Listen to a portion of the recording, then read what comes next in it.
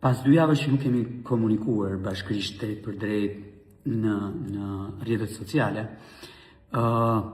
për këtë çështje, pra për çështjen e kandidimit tim për të qenë një kandidat i Partisë Socialiste për Bashkinë e Tiranës, dhe doja që të ndaja me ju, po edhe një herësht i përgjigjesha disa thënieve, analizave, aludimeve, pyetjeve që lidhen pikërisht me atë.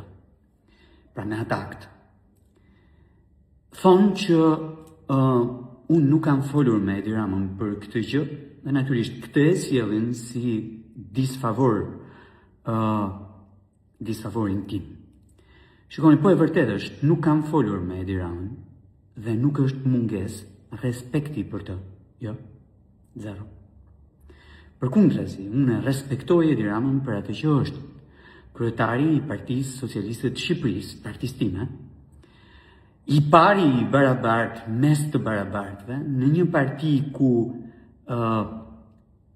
antarët, simpatizantët, po edhe më gjërë se sa kaq, të majtët në tërësi, zgjedhin me votë njerëzit që kjo parti dëshiron që ta përfaqësojnë dhe rrugën në cilin të gjithë bashkë duhet të ecë. Thëm këtë, referuar këtij parini, të cilin me thënë të drejtën unë e mbaj me vete që nga gushti i vitit 2005,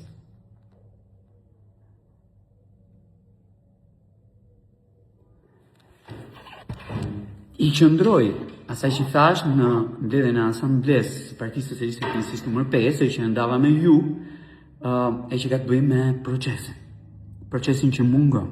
U bë disa kohë që në Partinë Socialiste ky proces nuk është dhe është zvendësuar me njoftime që vendosen kohë pas kohe në murin e Partisë Socialiste, që herë është apo funksionon si kryesi, herë është apo funksionon si asambleë e kështu me radhë. Pra, unë vazhdoj të qëndroj të njëjtave parime në këtë parti, veçanërisht atyre nga gushti 2005-s, e natyrisht në funksion të tyre kam ofruar veten time.